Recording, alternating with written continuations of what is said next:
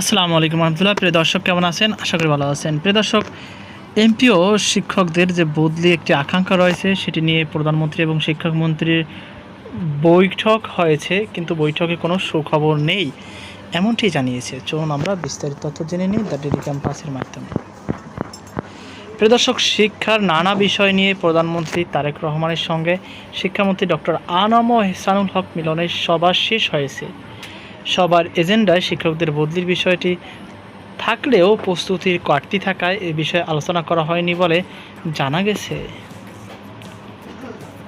প্রধানমন্ত্রীর কার্যালয় সূত্রে জানা গেছে, প্রথম থেকে নবম শ্রেণী শিক্ষার্থীদের ভর্তি, অবসর সুবিধা, বোর্ড কল্যাণ ট্রাস্টের অর্থ ছাড়সহ নানা বিষয় নিয়ে প্রধানমন্ত্রীর সঙ্গে রুদ্ধদ্বার আলোচনা হয়েছে। শিক্ষার্থীদের ভর্তি ও অন্যান্য বিষয় নিয়ে সিদ্ধান্ত হলেও শিক্ষকদের বদলি নিয়ে কোনো আলোচনাই হয়নি। নাম অপ্রকাশিত রাখার শর্তে প্রধানমন্ত্রীর কার্যালয়ের এক কর্মকর্তা দ্য ডেইলি ক্যাম্পাসকে বলেন, প্রস্তুতির ঘাটতি থাকায় শিক্ষকদের বদলির বিষয়টি সবাই উত্থাপন করা হয়নি। বিষয়টি নিয়ে কাজ চলছে বলে শিক্ষামন্ত্রী জানিয়েছে। পুরো কার্যক্রম শেষ হওয়ার পর বদলির বিষয়টি প্রধানমন্ত্রীর কাছে তুলে ধরবেন মন্ত্রী।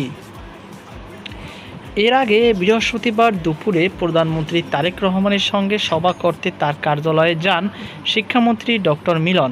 এ সময় তার সঙ্গে শিক্ষা মন্ত্রণালয় সম্পর্কিত প্রধানমন্ত্রীর উপদেষ্টা ডক্টর মাহাদি আমিন এবং মাধ্যমিক ও উচ্চশিক্ষা বিভাগের সচিব আব্দুল খালেকও ছিলেন। তো প্রিয় দর্শক, এই ছিল আমার সর্বশেষ আপডেট। সকল ভালো থাকুন, সুস্থ থাকুন। আজকে পর্যন্ত, আল্লাহ হাফিজ।